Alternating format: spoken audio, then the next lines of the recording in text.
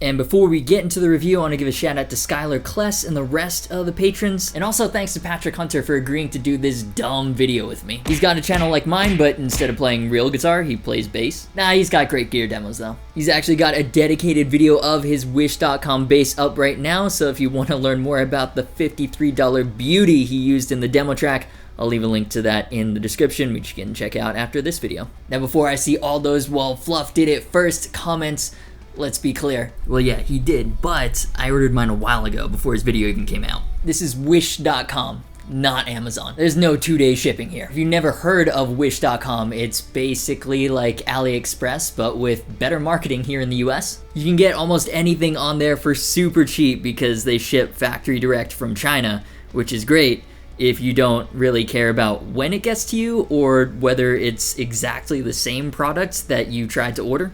This actually came within a couple of weeks, which is way better than I expected, seeing as the last thing I ordered on Wish took well over a month. And that's about the standard shipping time to expect from Wish.com. Basically, you get it when you get it. Anyways, I got a better price on my piece of shit, $39, so technically this is the cheapest guitar on Wish.com, but let's not get bogged down in technicalities. So this $39 guitar, I had one question. Is it usable?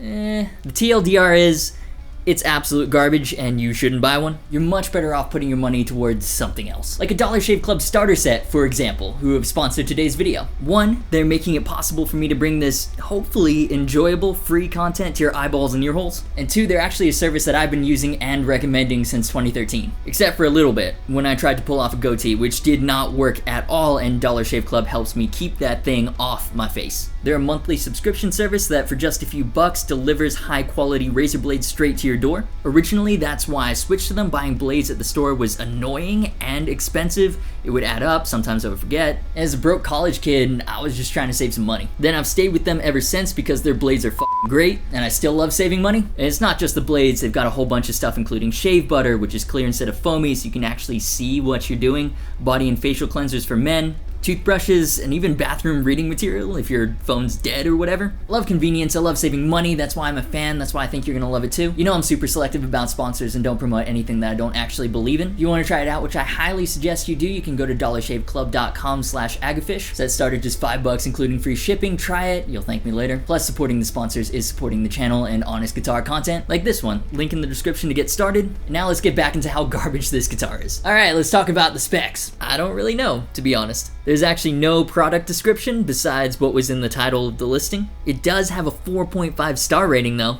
It is very, very light, so if I were to guess, the body is probably made of Polonia and it feels pretty soft. I feel like it'll ding if I even put it down on the rack too hard. It means it might relic really well. One cost-saving measure that the factory has used is that the edges aren't even close to as round as the ones on even my Squire Bullet Strat. It's almost dinky-like. Labor hours are one of the biggest costs when it comes to guitar production, so less time spent sanding the edges, the cheaper the cost of production. The neck is basically a single piece of unfinished maple and it's got a 22 fret fingerboard. It's not like oiled or satin, it's just raw wood. On camera and through YouTube compression, the fingerboard might look like rosewood, but it's definitely one of the engineered alternatives like the rosacer that Thomann uses on some of the Harley Benton models. Feels really dry and really cheap. I'm not trying to be snarky or anything, I'm just saying that's how it is. Aesthetically, it's actually pretty nice. With Wish.com, it's a bit of a gamble, especially with color. Not just guitars, but for everything. Blue means blue, but what hue is completely fair game. That being said, it's actually pretty close to the pictures, much closer than I was expecting. The shade of blue is a little darker than in the pictures, but I actually think it looks better and the grain is more defined. Attention to detail, not great. A lot of the screws don't go into the pickguard straight, the plastics aren't cut well, there are blemishes under the finish, and there's this weird hole in the fingerboard. For 39 bucks, I was kind of worried about a crooked neck, but it's not terrible. It might be a little bit off, like the low E is definitely closer to the edge than the high E is, but nothing that makes it impossible to play. And I mean the neck pocket gap. Tell me this isn't better than the $1,300 Satchel signature.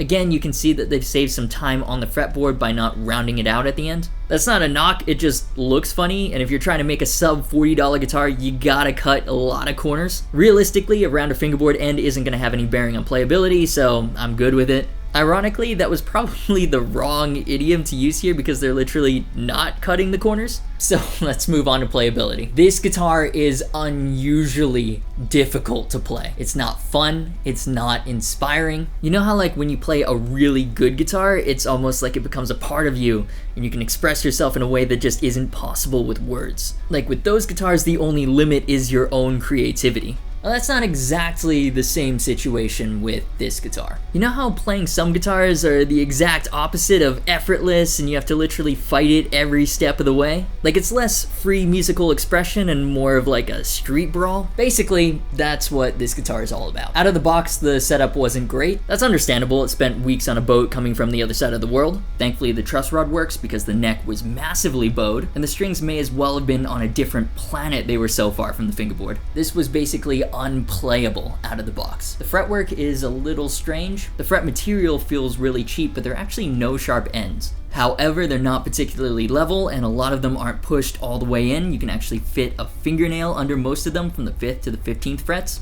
The strings were super stiff and rusty out of the box. One G chord later, I was super glad that I got a tetanus shot recently. That's okay, strings are easy to replace, but then when you factor in the price of some new strings, maybe like $5, it starts to eat at the only real value proposition this guitar has, in that it's stupid cheap. And it makes you start to wonder, are you better off putting that $45 towards something a little more expensive, but much better? Spoiler, the answer is obviously yes, but let's finish what we started. For features? I mean, I wish. Get it? Nah, I wish there was something cool to talk about, but really, there's not much else apart from what you already see in the B-roll. The good news is, everything that makes a guitar is here. We've got tuners that don't feel great and are pretty jumpy, but they work, and they don't look terrible. The nut, though, makes tuning stability out of the box almost a guaranteed impossibility.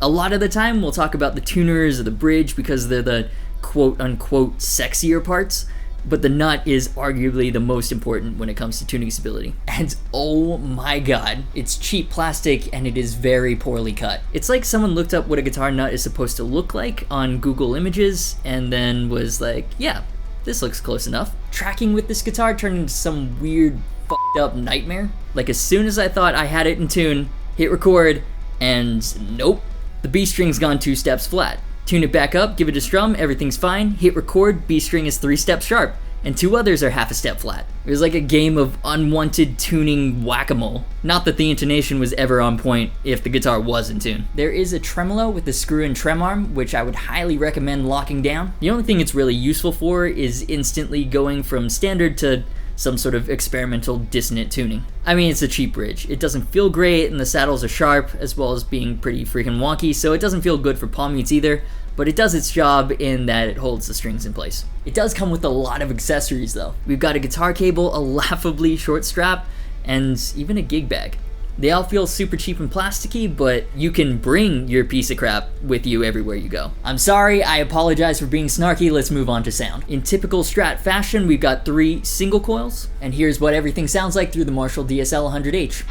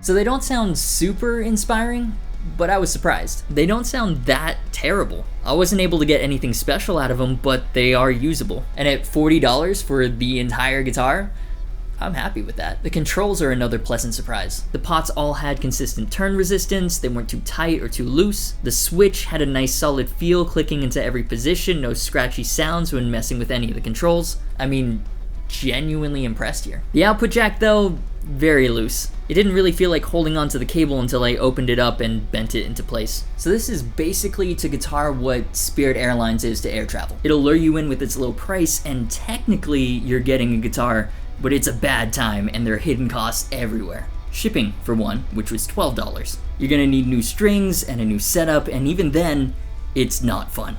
Out of the box, it's straight up unplayable. And most beginners won't know how to do this themselves, so you have to pay someone to set it up, which defeats the purpose entirely of getting a $40 guitar when there are so many better options, even at around $100. I can see this guitar causing a lot of beginners to straight up quit. I mean, I'm a little biased here, but look into Harley Benton. Full disclosure, I do design guitars for them, but I do that precisely because I support what they're doing in creating instruments that are low cost, but are still fun to play. Honestly, when I bought this, the plan was, well, it's $40. No matter how bad it is, it'll make for a fun video, and then I can mod it up with unreasonably high-end parts, and yeah, it'll be fun. There's a slight wrench in that plan now. This guitar is decidedly not fun. To tell you the truth, even as a YouTuber, I haven't decided if it's actually worth trying to polish this turd or not. Like, I upgraded the pink $30 Strat because I saw potential, and even I don't see anything redeemable here. I'm actually kind of annoyed at myself for buying this and convincing Patrick it would be a good idea to buy the base version for the video. I honestly feel bad for the trees involved in making this garbage. A lot of the guitars now, even if they're under 500 bucks, the quality is so good. You can see them lasting for decades. This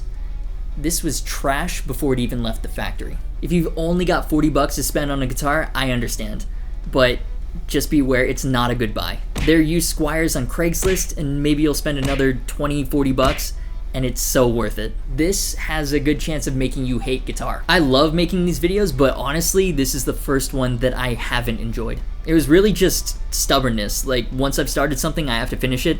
That got me through this video. Don't buy this shit. So if you enjoyed this video, do me a favor and hit the like button. These are of course just my opinions and I'd love to hear yours, so leave them down in the comments and be sure to subscribe if you haven't already. You can also turn on notifications, that way YouTube might let you know when I upload a new video. Patreon, social media, and merch links are down below. As always, thanks so much for watching. You've been awesome, and I'll see you for the next stupid video.